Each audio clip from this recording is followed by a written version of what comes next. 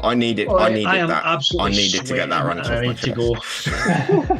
So Right. I probably needed to get the Liverpool off my chest as well. Yeah, It was I just a was good joke that they call them a bunch of bendit and scouse bastards. Because And there's the cold open. Hi everyone, welcome back to another Watch More Football. We've had a bit of a break because there's been no football or little football happening. What little there has been we're going to talk about and just kind of tee up what's happening next in silly season. As always, you're watching us on the Genreverse Sports YouTube channel. I'm here with Ryan and Dave, producer Kel, as always. While you are on here, why not check out our main Genreverse YouTube channel, which has got a ton of anime content.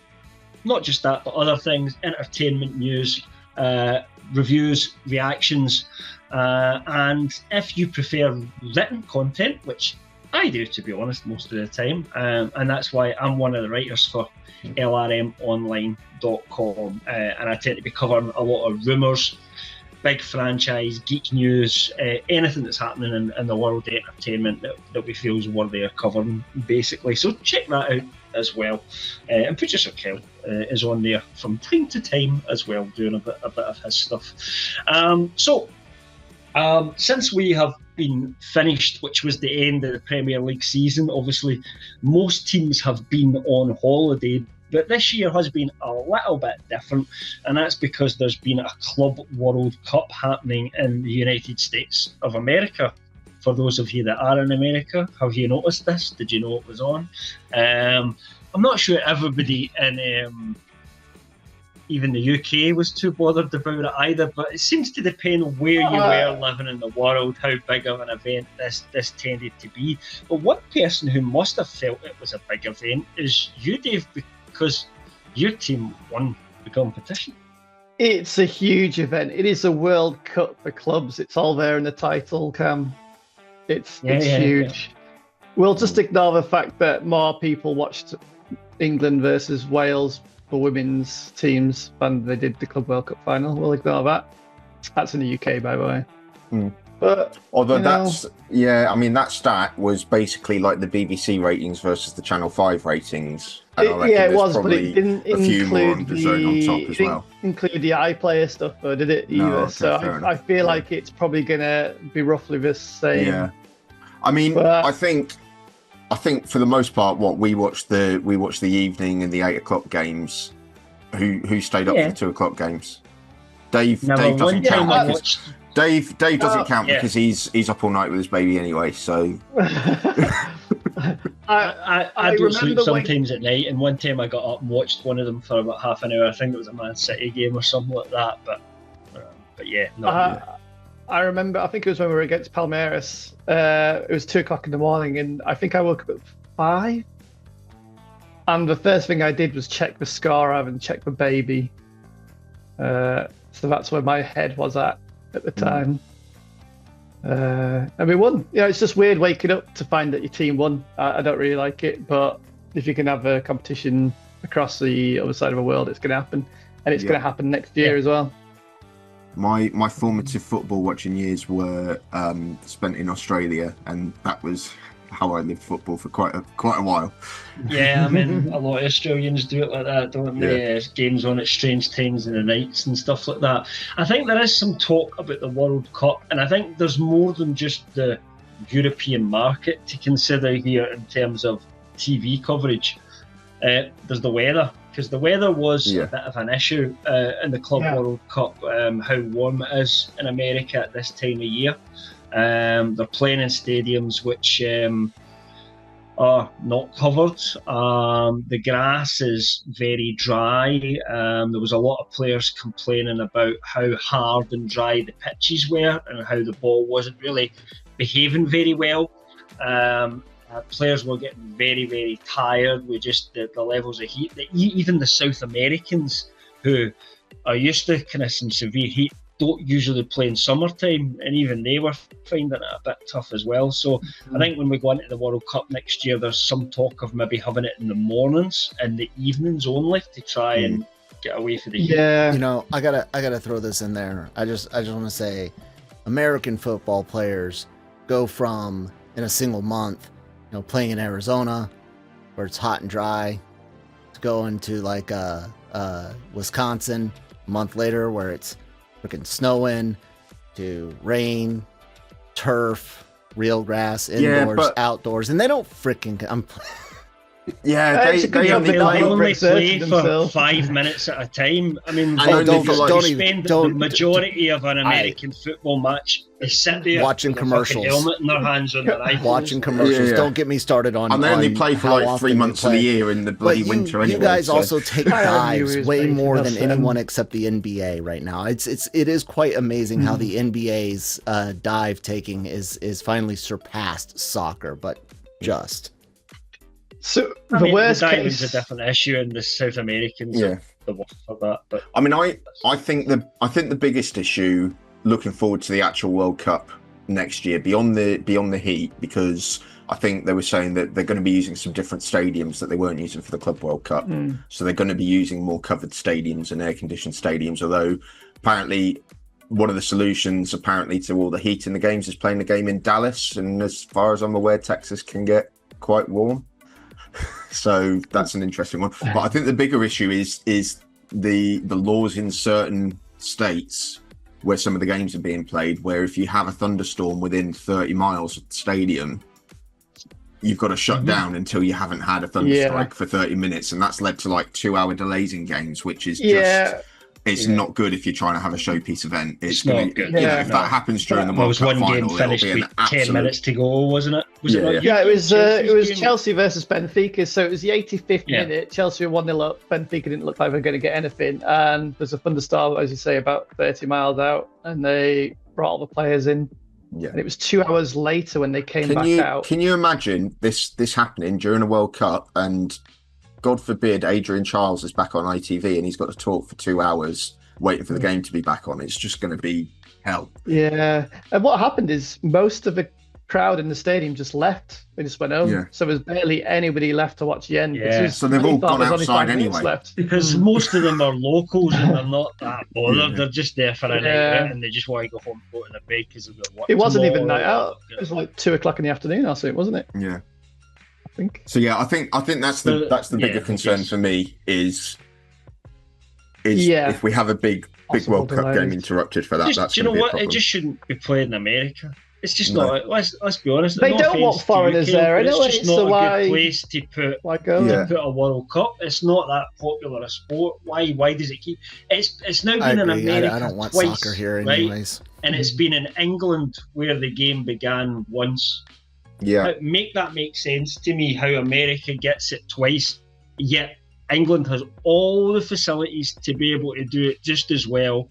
The climate is much more suited to playing the game. Why? Money. I will say FIFA's generating money, and that's the problem with this Club World Cup as well, is FIFA are just money grabbing. I will say this: the cities that they're playing here in the U.S., you have Atlanta. It can get really incredibly, and I don't know which stadiums are covered and which ones aren't, because most of these cities have multiple stadiums that could be played in. But I think Atlanta is indoors, but Atlanta can get pretty hot. Atlanta's going to be the Mercedes-Benz. I think that's going to be the Falcons one, which I think is quite a modern stadium. Boston, which it can get hot in the summer, but it's in Massachusetts, so it's not that it could be not that bad. Dallas, it can get hot. Houston, it can get hot. Kansas City can get very hot. LA can get very hot. Miami, of course, very hot.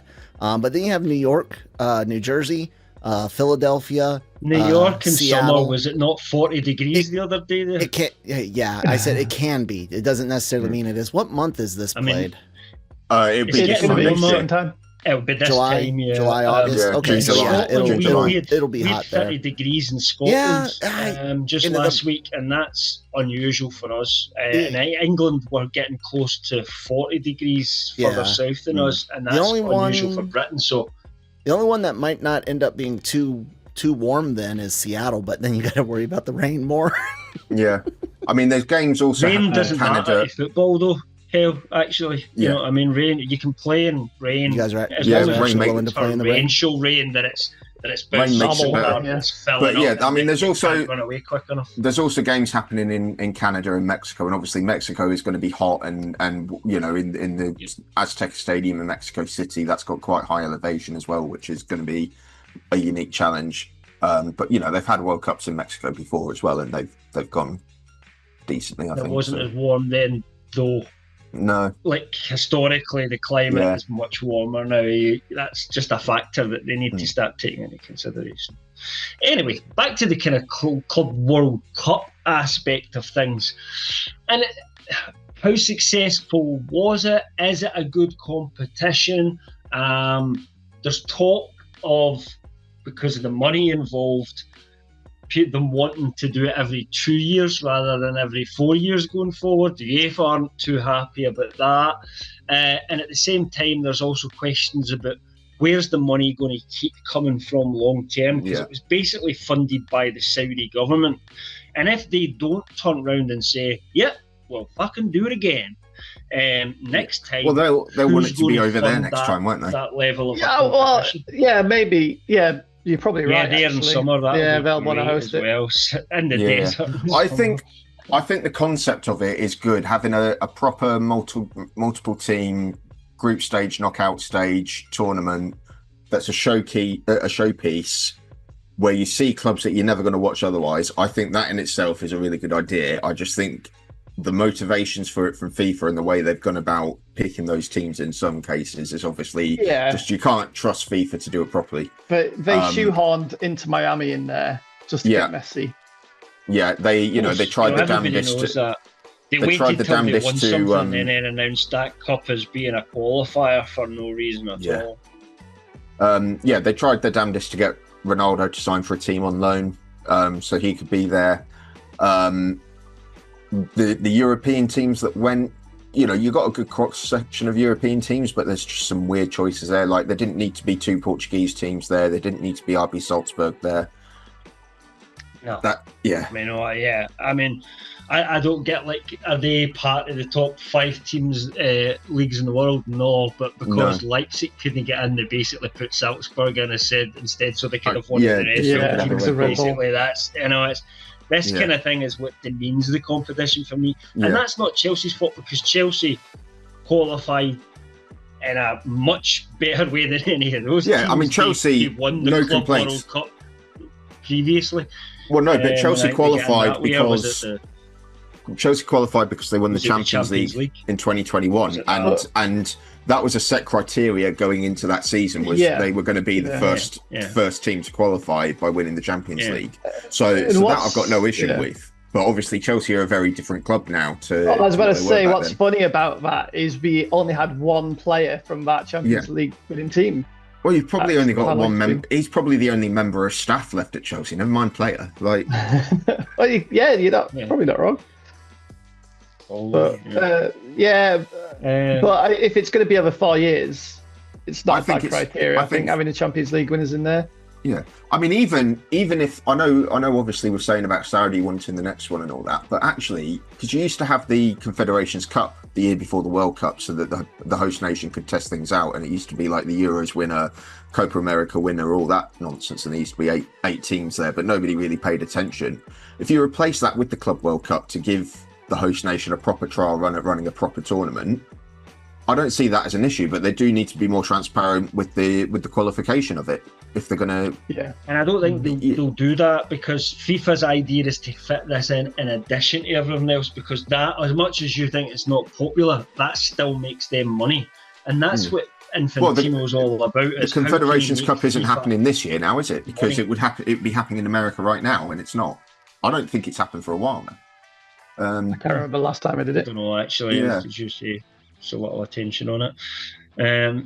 But I do agree with you on the qualification criteria. It needs to be less pick and mix who's a big team that we can invite in to make this money, and it needs to be more attainable. Like, a club should be able to start from nothing. Like, theoretically, a Brentford should be able to start now and have a clear pathway for how they can qualify for that Club World Cup if they just become insanely successful for some reason.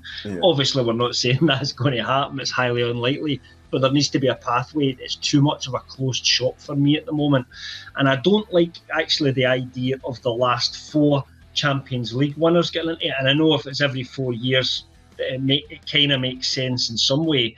But if they're then going to the top, why not just go to the top 2 teams in the top 5 leagues? Do it that way rather than the all. Well, I think that's more of a close shop, to be honest. That's more of a close shop. You're just going to get. You're going to get 2 big English clubs. You're going to get Real Madrid and Barcelona every time. You're going to get 2 Italian clubs. That. You're already getting that because they're doing but also, anyway. if you're so if England, if none of those, if Man City and Chelsea had not won the Champions League, all that would have changed is Man City and Liverpool would have been in the Club World Cup so I think instead of Chelsea. What it would have done, and this is why, Porto and Benfica were in there. This is why Inter were in there. This is why Dortmund were in there. I think they went on UEFA coefficient. So yeah, Man City and Liverpool would probably have a decent run. Arsenal as well. But I think if you don't go back 4 Champions League winners, you're going to have a couple that miss out that have won the Champions League just because they won it in the wrong year, and I don't think that's right. And I do think having the champions of your confederation representing that confederation in the World Cup is. There's going to be repeat winners I think as that's. well. I think that's fair enough. I also didn't like the fact that the last 4 Copa Libertadores winners get in for South America, and because the Brazilian league's so strong, that means it's 4 Brazilian teams, which just seems unfair as well, because no other nation had any more than 2 teams other than Brazil, who had 4 teams who all genuinely qualified for different reasons. But it's like, it just doesn't work for me. It's like, that's not how you qualify for a World Cup, right? So let's forget, let's talk about the World Cup. They want this to be the Club World Cup. How does a World Cup win?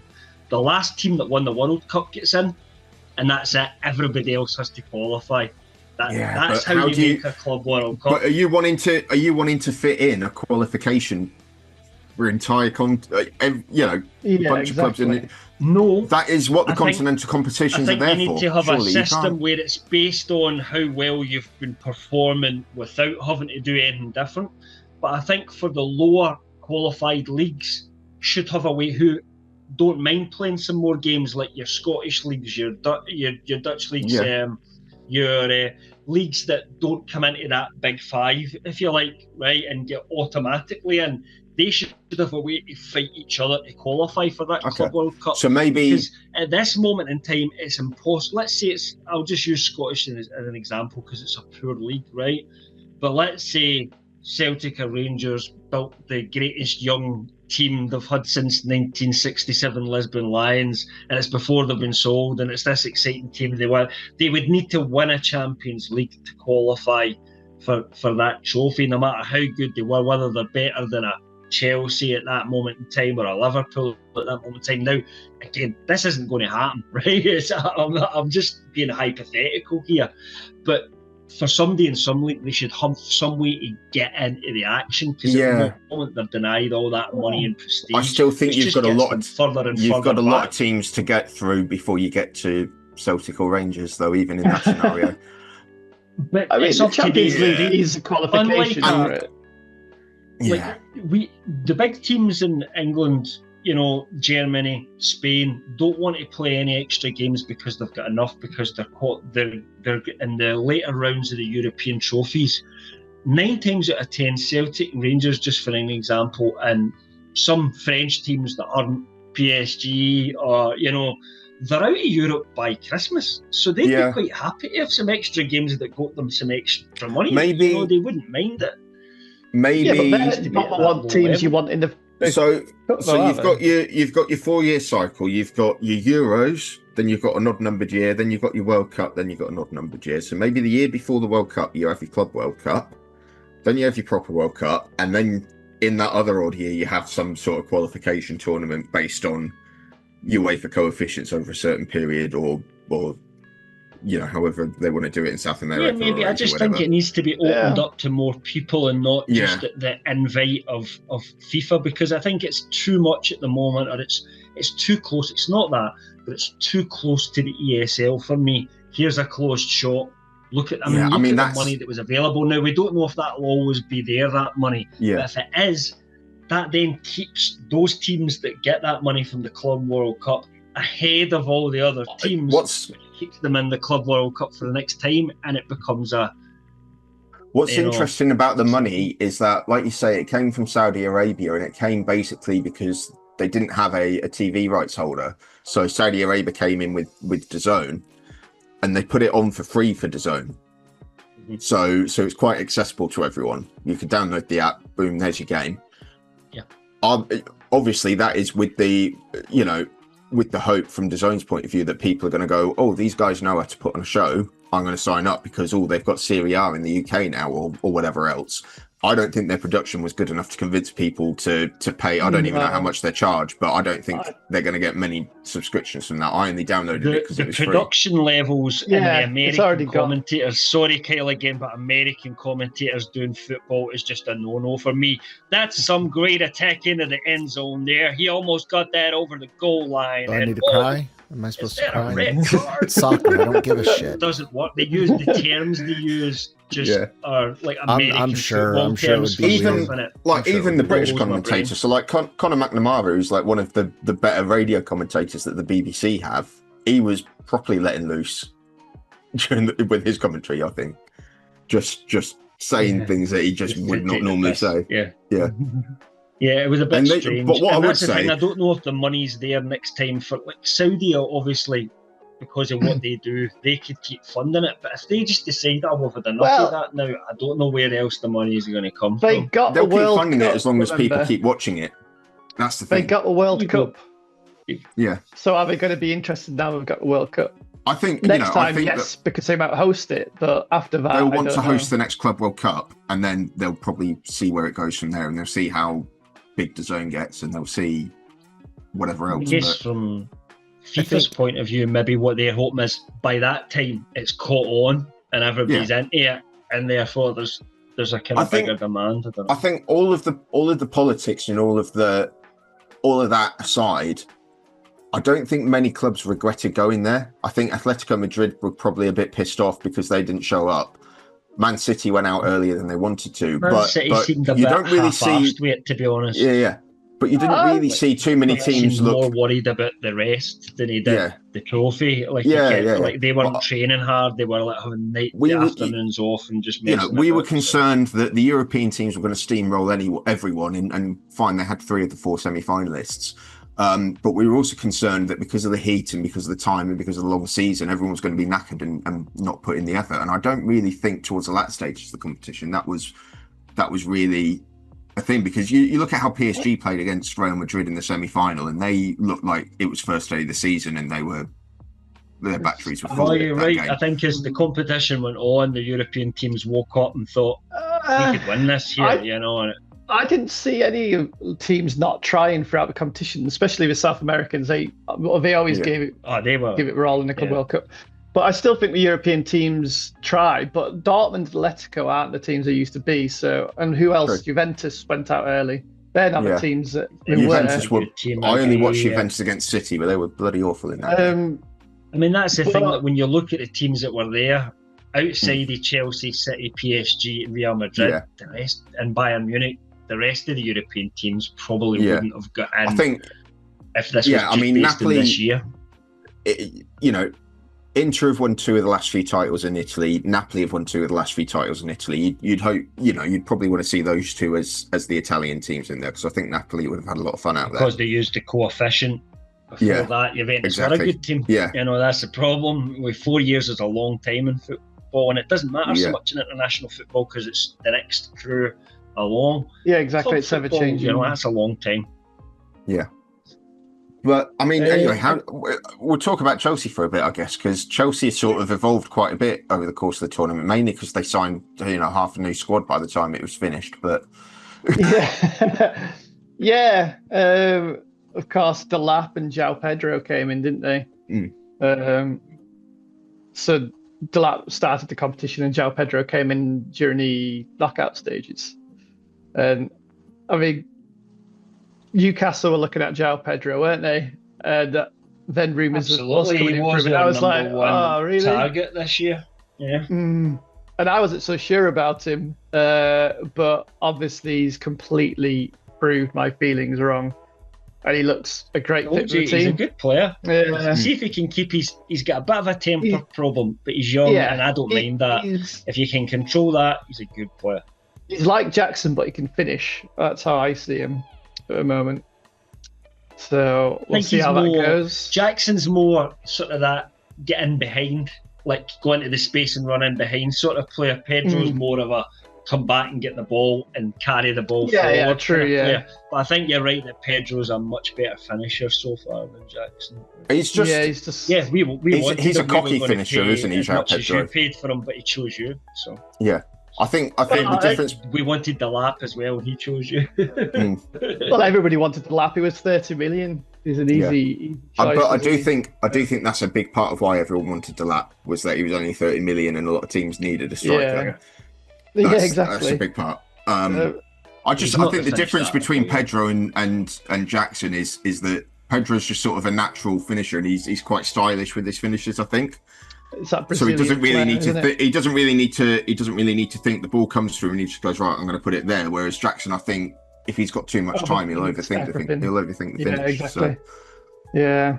It does make me laugh. But he kind of give a bit of praise for Palmer as well, like given how he performed in the final, and when it comes to the big games, what Palmer just seems to turn up, doesn't he? Like when push comes to shove, that's when he's like, do you know what? Today I'm just going to win this game myself. You know, he's so class. And he was the just way he sat down them at the end. He sat down 3 PSG defenders for that second goal.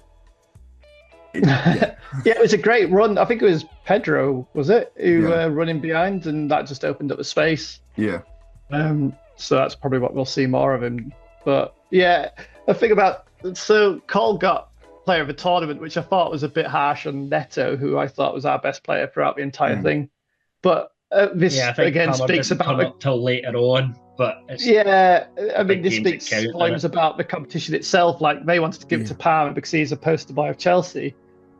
So I thought it was a bit harsh on Neto. Yeah. I think he deserved it. I get what you mean. Yeah. Going into the final, was anyone talking about Palmer and Neto as the best players in the tournament?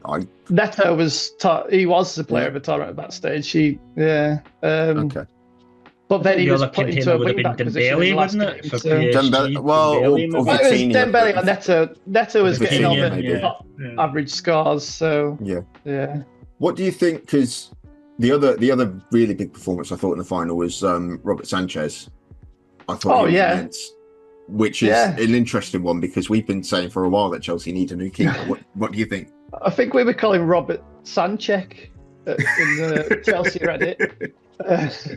He was unbelievable. I think it suited his game because part of our game plan was to just knock it past their wing backs. And Sanchez can do that all day long. What he can't do is get pressured and play it short. So it just played right into his hands. But his shot stopping, we've never doubted his shot stopping. It's always been awesome. But he was brilliant. And he won the Golden Glove as well, which made me laugh. Yeah, so Trump's probably thinking he's only 27, Sanchez is the best keeper in the world. That's the kind of age keepers become good, isn't it? 27, that's when they wake up and become good keepers. So who knows? Maybe he could. Yeah, I don't know. I think we're waiting for Penders to step up and get some experience. So I don't know what we're going to do keeper-wise. There's been no rumours of keepers after the Club World Cup, so I think we might just be sticking with. Isn't the reason you would say that Chelsea's kind of transfers have slowed down because of the UEFA ruling, though? That because it's not, you can't make money from other things. So like the Club World Cup income, we've got to have like a 16 million with PSR. It doesn't count for them. You have to make so much from player sales. Yeah. So you've been doing that. You've been trying to get rid of some players, and I think you're maybe just trying to get to that point first. Maybe. Spending again. I think we're fairly confident we're going to do it. I think we're already nearly made 100 million. If you include a Madueke deal. Yeah. And you think Nicholas Jackson and Nkunku are going to leave, and at least one of them is going to end up at United, I imagine. It's inevitable. Maybe. Yeah. We've got like Felix as well, who might be going back to Benfica. Yeah. That can't be for much money though, surely.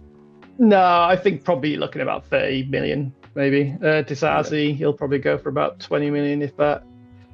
So, yeah, it will definitely make that money. I don't think we're worried about that at all. This last point I want to make on the Club World Cup before we kind of get into the transfers even more, because it's a good point to kind of segue into that. But I did want to just say I am so pleased that Real Madrid didn't win it because of the media setting this up. And sometimes they say this is just this latest version of the Club World Cup, and these are all the teams that have won it previously, of which Real Madrid is one of them. That's maybe one way of looking at it. But the way the media was playing it up was like this was the first one ever and Real Madrid were going to win it. And then all the media afterwards were like, Chelsea have now won every single thing and they're the only club that have done so, but this is a new trophy. I mean, it is. I know it's got the same name as another competition, but it is a new competition because the old Club World Cup, for the European teams especially, you were playing 2 games at most. Basically, you got parachuted in to the semi-finals. And that was it. It is a completely different competition. Absolutely. What I think is Real Madrid was the Champions saying, League and the European Cup though, but we still go back to 1955 on that. But Real Madrid were basically saying it would be fitting if they were the first champions of the Club World Cup. So I'm glad they got absolutely. That's the thing. They want it both ways. They want the European Cup to be continuous for 1955 because it suits them because they won so many of the early cups. So they wouldn't be as huge if you only counted Champions Leagues. But at the same time, they wanted this to be brand new so they could be the first because they weren't the first team to win the Club World Cup. So. Just funny. Fuck Real Madrid, you know. Yeah, it was brilliant to see them get smashed, to be honest. And it could have been far worse, but it did highlight the mentality of a lot of our players at the moment. And it made me laugh that Madrid spent 10 million to get Trent early, and he was barely used. I think he got injured midway through, didn't he? Yeah. So we'll see how Madrid do. It did very that game really illustrated what PSG were missing when Mbappe went over to Real Madrid, in that PSG, everyone's working for each other, not just defending, but off the ball, everyone is making a run, making themselves available for the ball, so they've always got a quick pass. Real Madrid were a bunch of really highly paid 7-year-olds chasing after the ball. That was it. Yeah, I know Alonso's just got a job as well. Don't chase back and they don't run into space. When the Real Madrid don't have the ball, they kind of just stand still, and that's what. But PSG even had a few years ago, and if you've got Mbappe on the ball, you didn't have Vitinha making a run to create space for him. You had Vitinha stood there going, "No, it's my turn. I want it." You had the same with Bellingham. The same with quite a few of those players. That was the issue. Whereas PSG are like, right.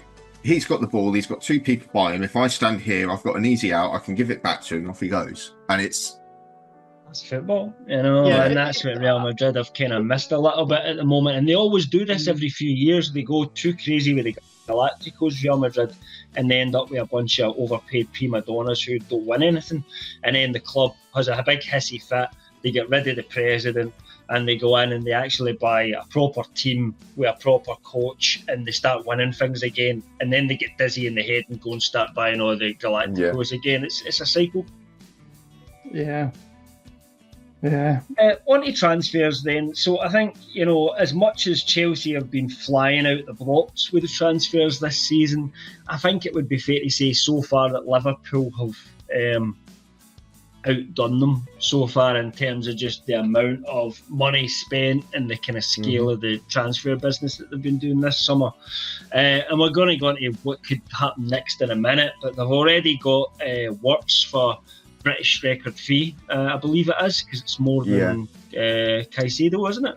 More than 100. Yeah, it's more than Caicedo, yeah. What, 120, 130 million? I think it's about 120 million, like 30 million add-ons. Isn't it, with add-ons and stuff like that, so pretty much British record transfer. They've also went and picked up Kerkez, signed Salah to a new contract, and Van Dijk to a new contract. Who else did they pick up? They've got Emmanuel Frimpong. Jermaine Frimpong. Jeremy. Did I say Emmanuel Frimpong? That was the old Arsenal kid, wasn't it? Jeremy Somebody Frimpong. called Frimpong. Jeremy Frimpong. There's quite a few. There's quite a few. I do like Kyle shrugging there, like it was on the tip of his tongue, and he just couldn't quite answer that question for me. Cheers, Kyle. I appreciate the support. Shucks. Anyway, they've made a lot of big signings already. Some of them which they kind of had to do. Obviously, there's been a bit of tragedy as well, which maybe they weren't expecting. And, we'll just point out RIP Diogo Jota, one of Liverpool's players, did sadly die in a car accident this summer when he was on his holidays alongside his brother. That was a genuinely shocking bit of news. It was sort of weird going about my day that day, which is odd. Obviously, and sports news just didn't matter, and the sports news channels were covering that and not covering anything else, and there was no other business happening because it's just one of those things. It's not supposed to happen, is it? Somebody that age in their 20s isn't supposed to. He's a very likeable player as well. When they're rich, and he's one of those players where he affects fans of all clubs, not just Liverpool or Portugal. I think everybody's affected by it.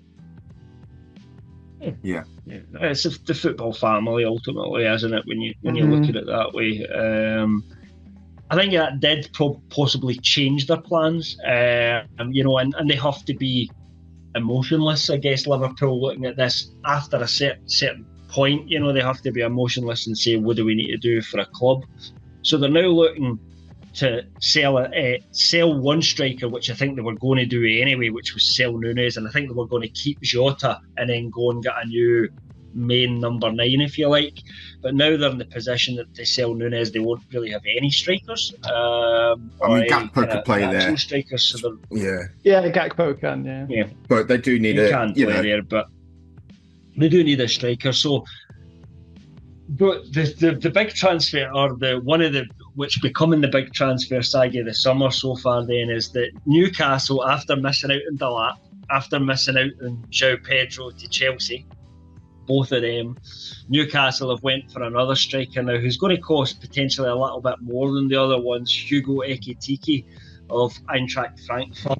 And while a deal is not agreed, they seem to be pushing for it. And of course, what's happened is Liverpool have now jumped in and said, well, wait a minute, we were kind of thinking about going for Ekitike as well, but we're kind of not sure. What we'd really rather have is Newcastle's Alexander Isak, because we're Liverpool and we should have the ready-made finished article, and we'll let them go and get the next up-and-coming one.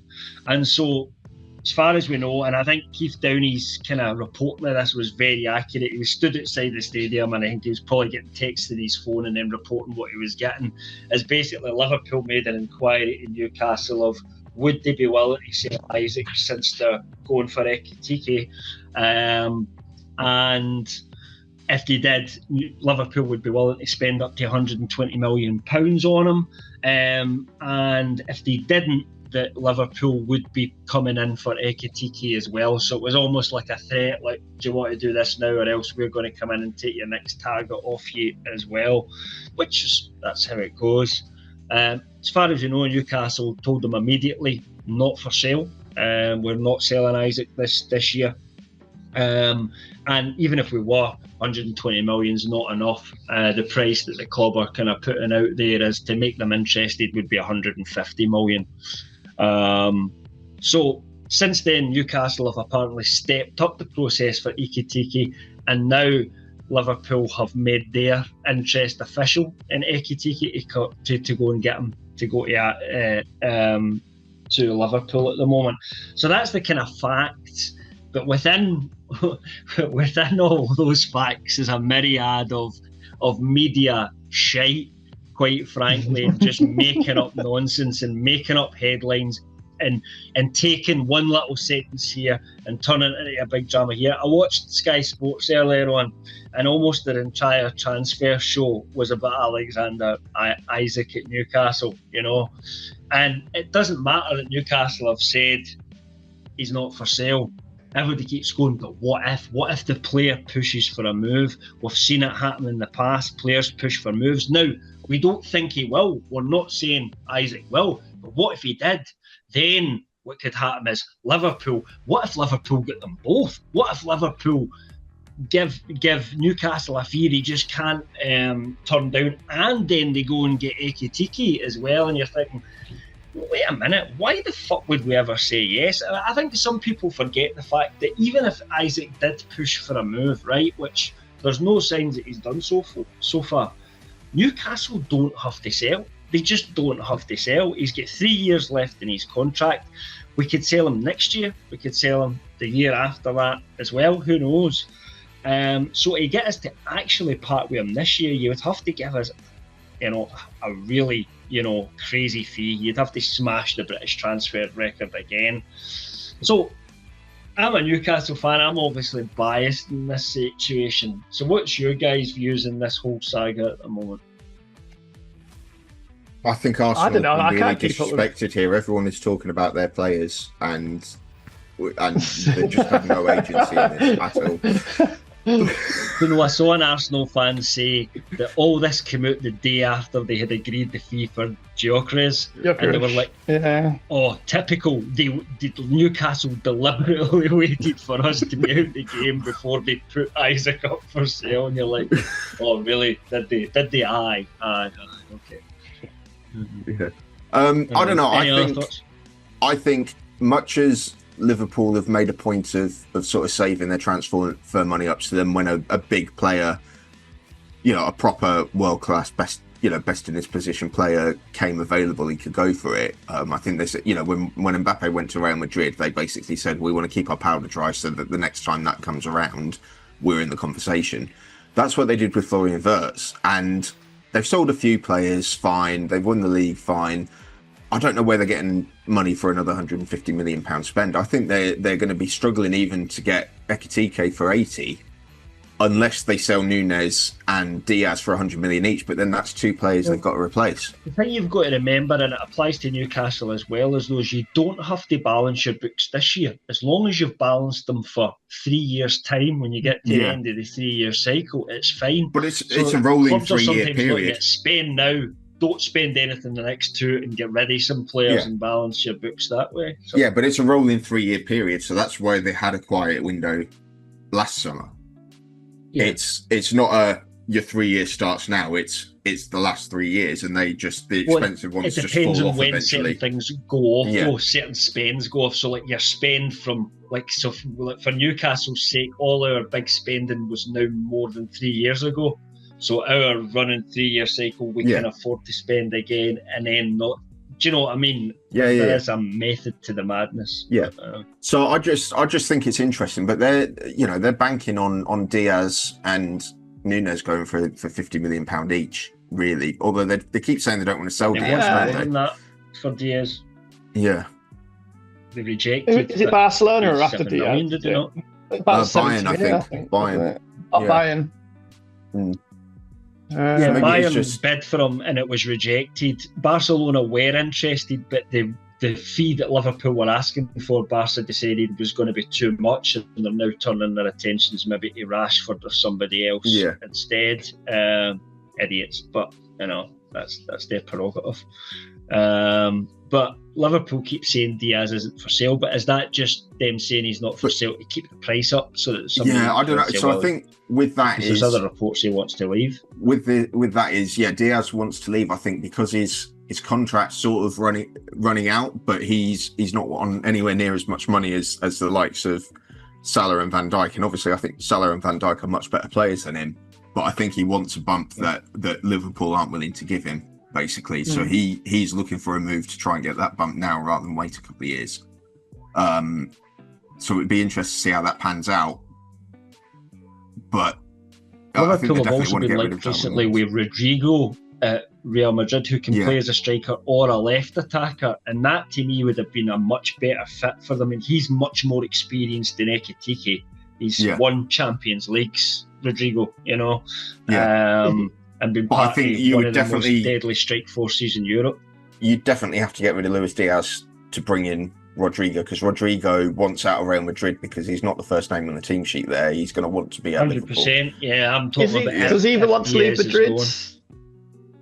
I don't know if he does want to leave. Apparently he wants game time, and he's not getting game time because I think he should be playing ahead of. Well, that's the thing is, I think Alonso probably prefers to play him because he's a bit more humble. He's a bit more of a team player. Yeah, but Perez is not going to be happy with Alonso playing Rodrigo instead of Vinny or Mbappe or Bellingham. But also, I think Rodrigo's probably got it in his head that he's probably tired of being like the good sport who just sort of goes where he's told and just does what's needed. He probably thinks he's got it in him to be the main guy. So I don't blame him for that. I think really he was probably hoping for Arsenal, but Arsenal have gone a bit cheaper with Madueke, so they could afford Gyökeres as well. So here's the next question I've got you. Let's say, because I don't think we'll sell unless Isaac pushes for a move, unless his head's been turned by all this. And I think a lot of this media attention has been designed to try and turn his head because it'll be all over the papers and he'll be aware of all this. And I think that's definitely a factor in this. Whether he does or not, I don't know. But let's say he doesn't. If he doesn't, I don't think we sell him at all. We never had any intention of selling him. Apparently, our chairman told the board in April not to accept any bids for Isaac because he was his favourite player.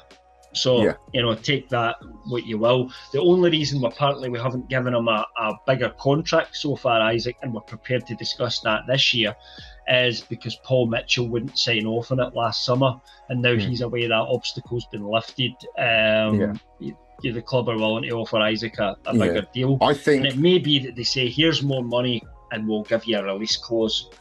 Well, no, I think really what's in both parties' interests is he's got what you said 3 years on his contract. 3 years. In 3 years, you could be challenging for the Premier League, and I think Newcastle will want to keep him and be in a position by the end of his contract to be challenging for the Premier League. So then they can then say, sign on with us. You're going to win a league with us. You don't need to go somewhere else to do it.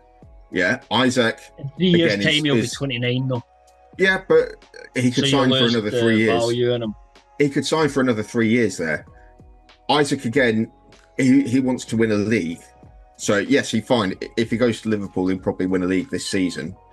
But maybe not. Yeah.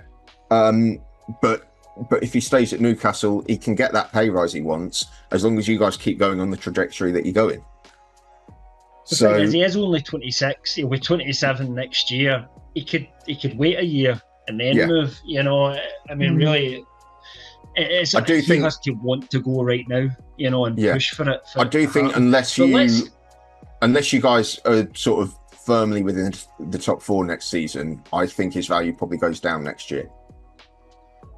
If he wants out. It will go down. If he doesn't sign a new contract, it will go down every year he's with us because he'll have less of a contract left and he's a year older. Of course it will, so you wouldn't get the same next year. I think we could still get north of 100 million next year.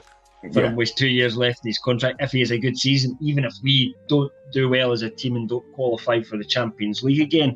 And I think if we didn't qualify for the Champions League, who could blame him if he did leave at that point? I mean, ultimately, but if he wants to push for titles, I think we are a little bit away from that. But we're trying to improve the squad this year to put that kind of challenge in there. Here's the question though I want to ask.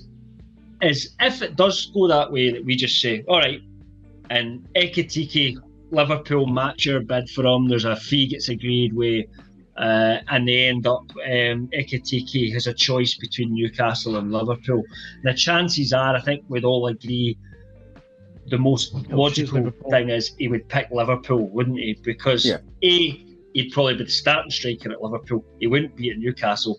And no matter how much I don't like the fact Liverpool are a bigger club than Newcastle and are more likely and more attractive to players than Newcastle are, and it'll be a long time before I reckon Liverpool will be offering more wages and a quicker route to a title as well.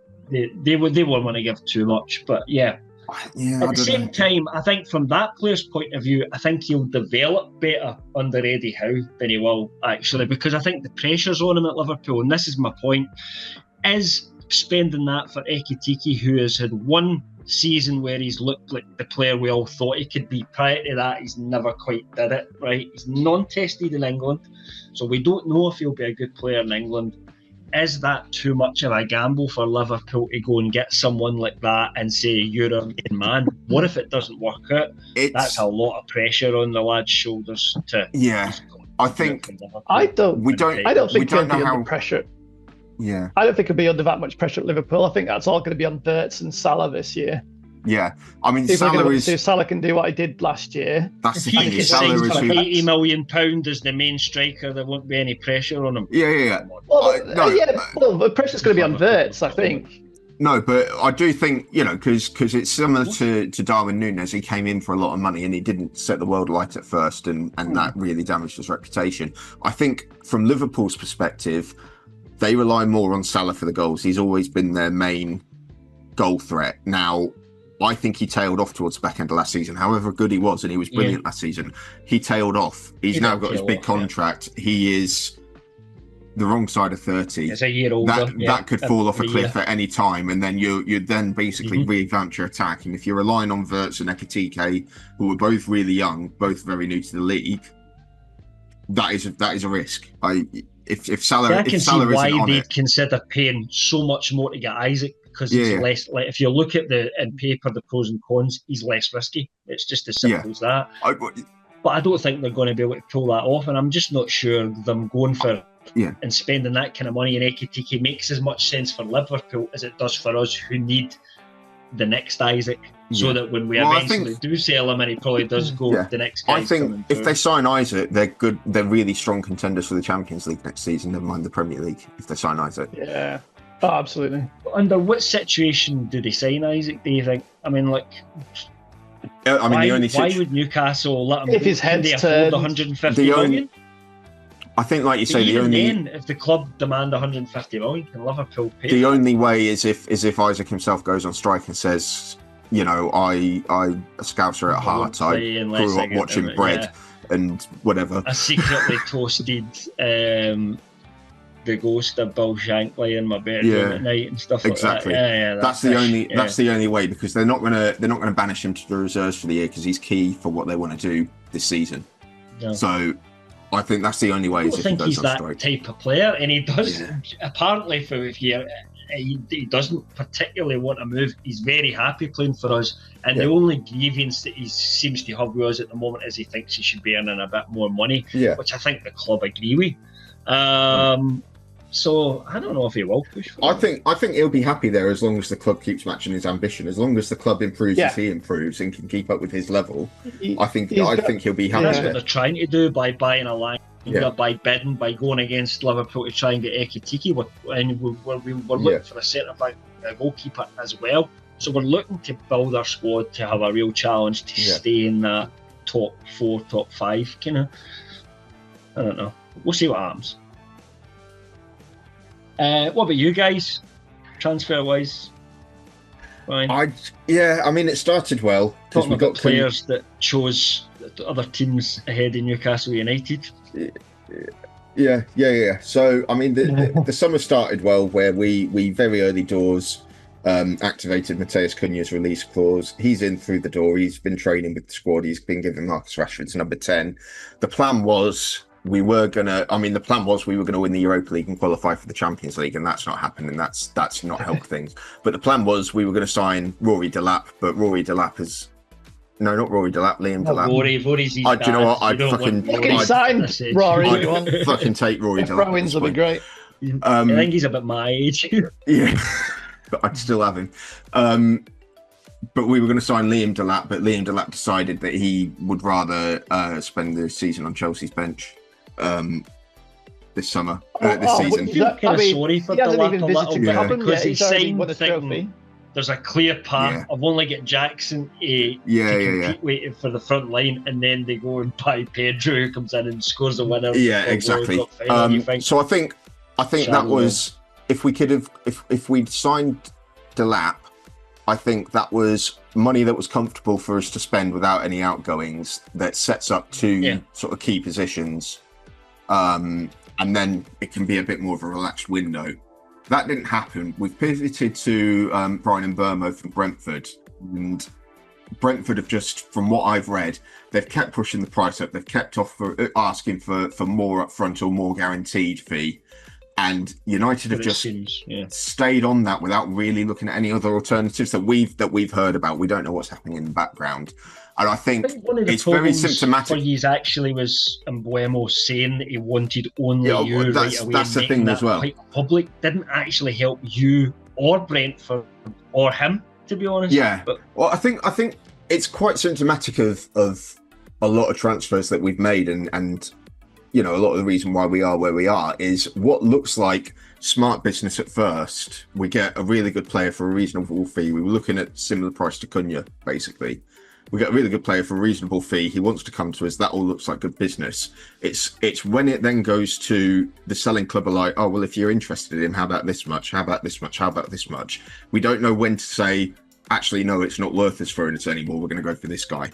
And that's how we ended up with paying for Hoyland for 70-odd million, Anthony for 80-odd, Casemiro for 60 million. Fair, though, it's being reported today they want 70, and I already said to you in a chat that I don't think that's unreasonable. When you look at the stats Mbeumo had and you look at his age, he's less of a risk than an Anthony for me. But the issue is we are in our weakest financial position in the Premier League era. We've come off the back of our worst ever season in 50 years.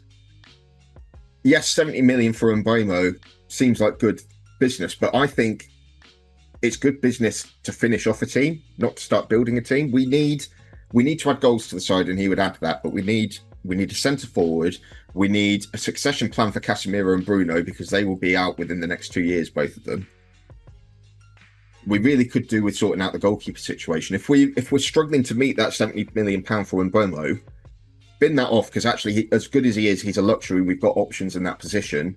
Go focus on other areas of the pitch. 55 million, 60 million, fine. I think that's good business. But 70 million, however much it might be a fair enough price, it's not. I don't think Brentford are being unreasonable in what they're asking for. I just don't think it's smart for us to spend that money.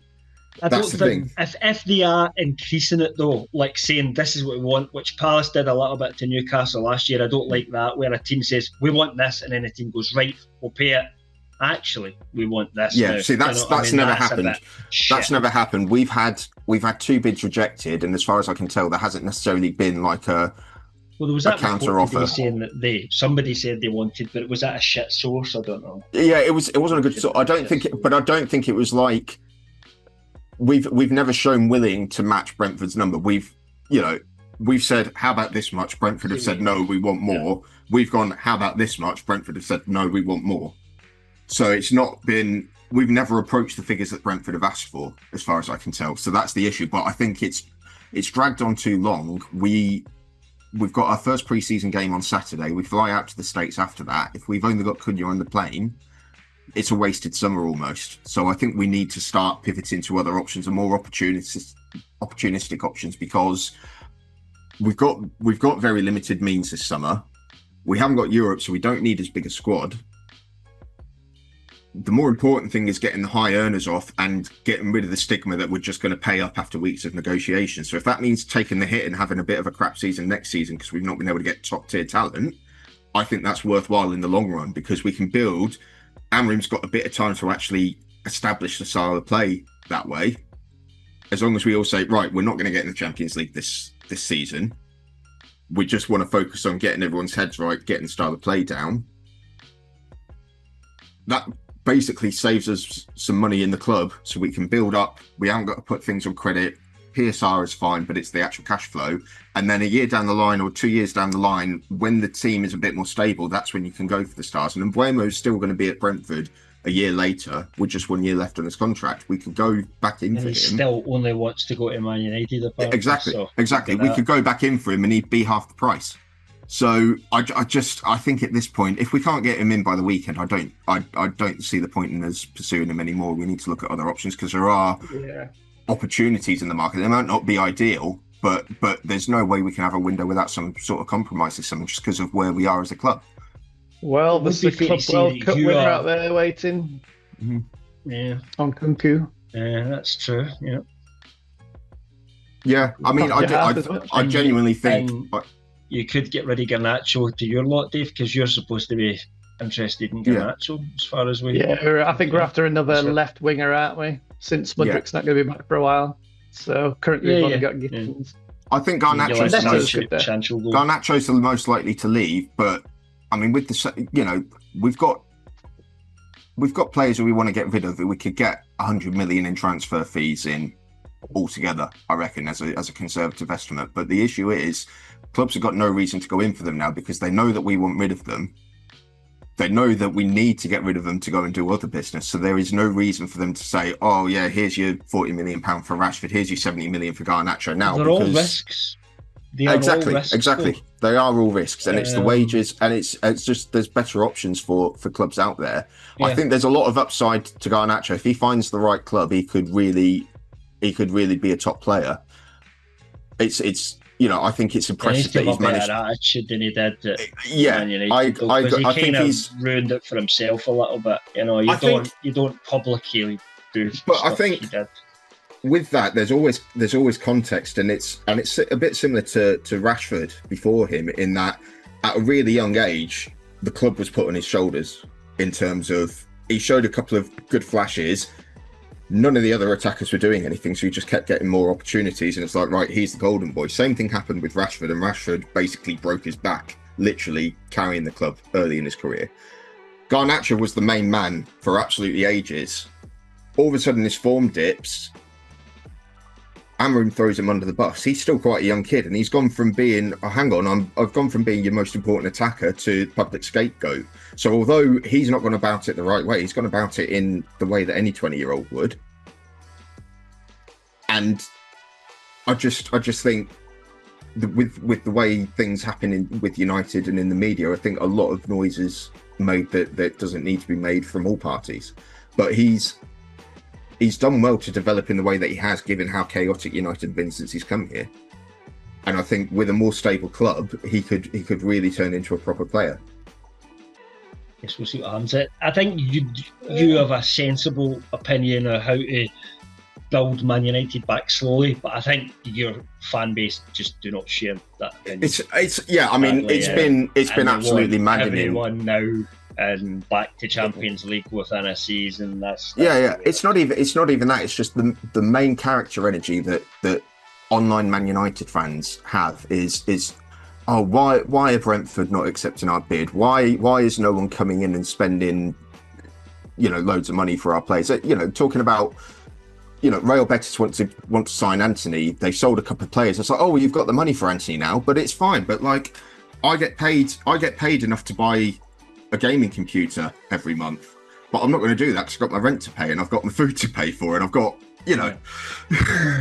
I think you're saying Man United fans. I think that's every fan base, because there were some Newcastle fans doing this when we were saying in Alanga and having a go at Forest for not just accept whatever the hell we wanted. And at the same time, I'm not going to give you exact, but I'm going to tell you what a Liverpool fan posted today.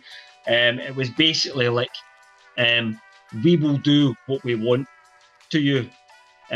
We can buy and sell you.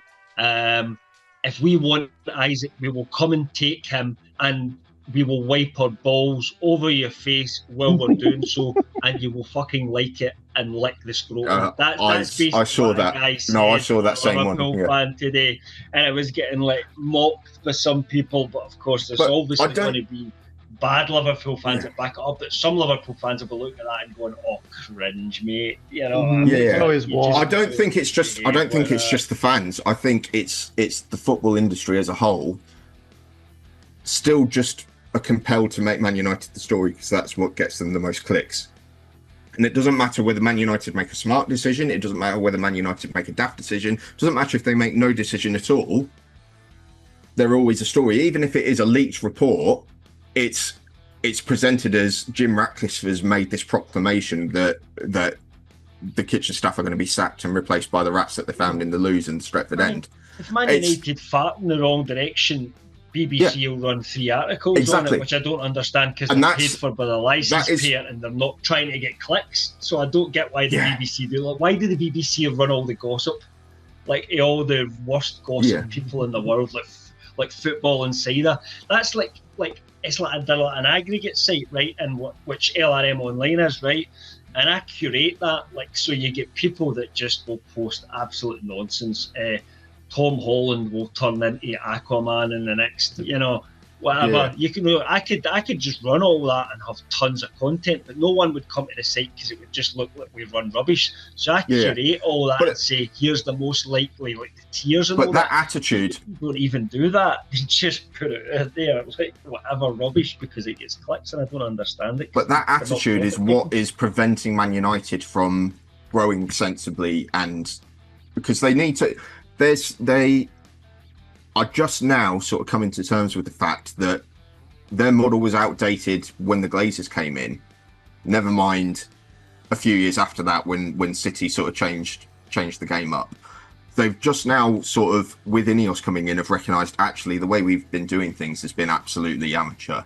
We need to do things differently. But what they need to be able to do those things effectively is they just need to be mid-table obscurity for a couple of seasons, get rid of all the high earners, really trim the fat, properly put in some systems in place.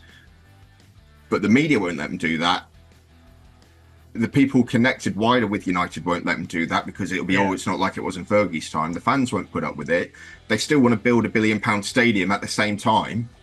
It's just an absolute mess. But we just need to be shit for a few years so then we can build from there. In some sense, though, Ryan, what you're built on is plastic glory hunting fans. Let's just be honest, and that's every big successful club. That's you've got like fans who would be Man United fans no matter if you were shit, like because it's goes for father, his son, and all that sort of stuff.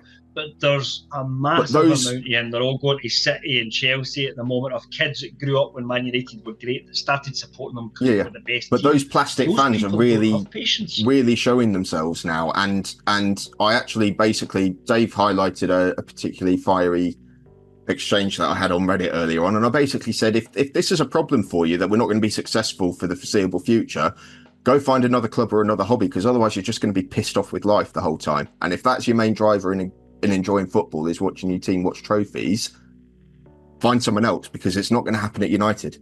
And I can live with that, because that's not the reason to move away, and then they eventually sneakily just start, I used to like Man United, but I started really getting into because they were winning, But that takes time for that to happen. And I say this as somebody who obviously started watching football in the late 90s, early 2000s when United were top of the world. I enjoyed watching United win titles. I enjoyed watching United be a successful team, but that's not what drove me to actually go and watch a game. That was the nice thing at the end of it. And it's not a driver of my enjoyment for football. Last season was the worst season that we've had in my lifetime. And I still found loads of enjoyment out of it through just individual games. We won a derby against City. We not Arsenal at the FA Cup. We had that crazy game against Lyon, and we battered Bilbao. Those were still high points, and those were still enjoyable. And you can't have the highs without the lows. Yeah. But a lot of people don't understand that. A lot of people. That's because we're sensitive. A lot of people moan. Older as well. Yeah. A lot of people moan that clubs treat. Yeah. A lot of people moan that clubs treat them as consumers and customers, and then act like consumers and customers because they feel like they've got a right to enjoy it. Yeah. I saw a post for Liverpool for the Isaac that was, I deserve this, and then everybody saying, you're right, we deserve this. We deserve this as a club to get Isaac. There's no official bid went in yet, but when you got it in their head that it's happening, and when you pay your money, it's the right to do it. When you pay your money to go watch football, you're not paying your money to watch a win. You're paying your money to watch a game of football. You're paying money to take part in the chanting. You're paying money to sort of be social as well, and be. There's so many parts of football that are not about the result, that so many of the online fans just have no concept of, because they've never been to a game in their lives, and they pick a team out of a hat when they're, as we 15. all know, the difference is, look at Crystal Palace. Until last season had never won a trophy in their life, but look at their fan base compared to Man United's fan base. Look at Man City's fan base before they were successful compared to after they're successful. Look at Liverpool before they get into Division 1 back in the 60s. Liverpool had never won a trophy before the 60s. Newcastle were most successful. Everton were the biggest club in Liverpool. They got that success by being a sugar daddy club who outspent everybody else and won trophies, and they got that fan base over generations to start following them instead of Everton. That's what happened. Yeah. That's just the way that it works. Yeah, I just... Anyway, if you get anything else that you want to add, do you want to get anything to do with your transfer business, Dave? Or what you think? I think we're just going to go on holiday for a few weeks, Chelsea, and just enjoy what we've accomplished. Transfer-wise, I think probably it's just going to be talk about outgoings. So Jackson and Kunku, Felix, Zazi, Chilwell, Sterling. There's a ton of players we need to get rid of, so I think that's a focus at the moment rather than bringing players in. Maybe looking at another left winger. It'll be hard to get rid of. I don't think we'll go into it. Touch Sterling. Yeah, we'll go into it a bit more, I guess, when we preview the season properly. But what is the Club World Cup done for your sort of aspirations going into the season? Where do you see? Because I think we all had a certain idea of where Chelsea would be next season, but I think that might have shifted slightly given how they played. I know we absolutely dismantled PSG, but teams like that aren't our problem. It's teams like Ipswich, teams that sit back. So whether we can do that again in the Premier League, I don't know. I think again it's going to be Arsenal, Liverpool, City, top three, and then who knows? I think after watching us and seeing how we adapted throughout the Club World Cup, I think next year will be stronger than last year. I feel like we've definitely got better depth. We've lost a few players who we had last year, or we will lose a few players. So I don't know what will happen, but I think we'll be stronger. But you've got like Villa, you got Newcastle. There's a few teams who will get confused to the end. So currently Newcastle are stronger because we've signed a position that we didn't have last year, kind of thing. Villa at the moment, I don't think have done much of anything at all, and you just don't know if they'll be as strong or not. You know? I mean, Newcastle and Villa ended the season very strongly, so we'll see if it can continue that. But like you say, Villa might be a bit weak next season. Forest, I don't know. I mean, they've lost Elanga. So I don't know transfer-wise. As well. I think the depth is a lot better, especially in centre mid. So we're not relying on Caicedo and Enzo as much. So that'll be better for us. I don't know what we'll do in defence because our problem is we've only got Cucurella at left back because Vega doesn't want to play there. So we'll probably look for a left back. I don't know. Matt Targett is currently available, as far as I've heard. Good, solid professional. Still in his 20s, I believe. Can he grow his hair so that it's like a red card magnet? I mean, I think if you asked him, he would be willing to start now so that by the time he's needed, like whenever Cucurella needs a rest mid-September or something like that, that he would have it, I think he could pull that off. Yeah. But yeah, I don't know. Else today, guys, or... I don't think so. I'm just looking at Matt Targett's hairline, and I think that's ambitious. That's a no from you. He's got a bit of what I've got going on here. It's just retreating on one side by the looks of it, but yeah. Just comb over, man. Yeah, just comb over and perm. Make it high. For Bobby Charlton. Yeah. All right, guys, well, we'll wrap it there then. Once again, everybody, thanks for watching us. We will not be back next week because I'm on holiday and football's not started yet. Probably maybe be a couple of weeks we'll come back and then we'll start previewing up to the start of the season. And then the plan is that we'll be back, or at least me and Ryan will be back every week, sometimes. Yeah, although I'm away the first week of the season, so that's going to be fun. Yeah. Dave, you're going to have to put yourself in for that one because... Yeah. First week. Yeah. What's that? 18th. We'll have to see. 18th of August. I'm away that week. I'll be around, but I'm not doing it solo. That's boring. Okay, guys. Kyle's here. Remember to check out all our previous episodes on Journaverse Sports, and you've got the Journaverse YouTube channel and lrmonline.com as well. Please check them out, and you'll find loads of written content if you're into entertainment stuff. But for sports and football specifically, we'll be back in a couple of weeks, and we'll see you then. Thanks very much for watching. Bye-bye. Cheers, guys.